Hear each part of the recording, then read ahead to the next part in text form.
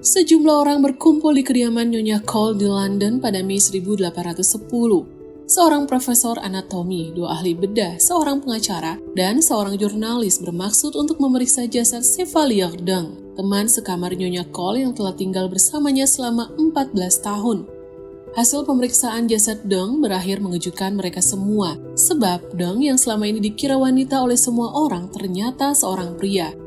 Chevalier Deng yang bernama lengkap Charles Genevieve Louis Auguste Henri Timothy Deng lahir dari keluarga aristokrat di Tonnerre, Prancis pada 5 Oktober 1728. Ketika berusia 12 tahun, Deng dikirim ke Paris untuk menyelesaikan pendidikannya di Collège de Mazarin.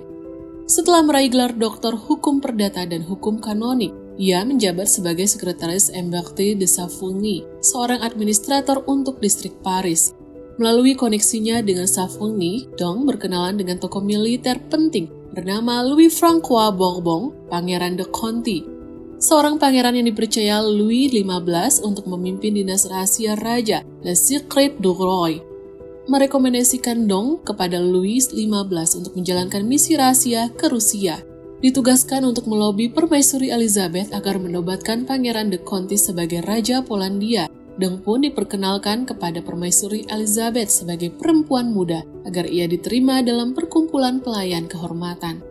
Setelah misi itu selesai, Deng menjadi sekretaris duta besar Prancis untuk Rusia dari 1757 hingga 1760. Setahun kemudian, ia ikut bertempur dalam Perang 7 tahun melawan Inggris, lalu terlibat dalam negosiasi yang mengarah pada Perjanjian Paris, yaitu kesepakatan damai yang mengakhiri Perang 7 tahun. Atas kinerjanya, Deng mendapat hadiah uang sebesar 6.000 livres dan dianugerahi Ordo Saint Louis dan gelar Chevalier. Saat Deng kemudian kembali ke Prancis, ia kembali mendapat misi rahasia. Ia diminta pergi ke London sebagai perwakilan Prancis serta agen rahasia raja. Sayangnya, karir cemerlang Deng mendapat tantangan ketika muncul duta besar untuk Inggris baru yang tidak mengetahui misi rahasia Deng. Setelah bertengkar dengan sang duta besar, Deng mengancam akan membeberkan rahasia Prancis, sehingga ia dipecat dan kehilangan dukungan Louis XV yang marah kepadanya. Setelah Louis XV meninggal dunia dan dinas intelijennya berakhir, Deng mencari perlindungan kepada pemerintahan baru yang dipimpin Louis XVI. Ia meminta bantuan Beaumarchais untuk memastikan bahwa dirinya adalah wanita dan bisa kembali lagi ke Prancis. Setelah Beaumarchais mengatur sebuah dokumen di mana Louis XVI mengakui bahwa Deng adalah seorang wanita, Deng diperbolehkan kembali ke Prancis dan diminta untuk konsisten berperilaku dan berpakaian sebagai perempuan. Namun, Deng yang merasa tidak nyaman hidup sebagai wanita di Prancis, akhirnya kembali ke Inggris pada 1785. Ia diizinkan pergi selama tak berniat untuk kembali menjadi pria. Di Inggris, Deng mencari penghasilan dengan mengikuti turnamen dan membuka kelas pelatihan anggar.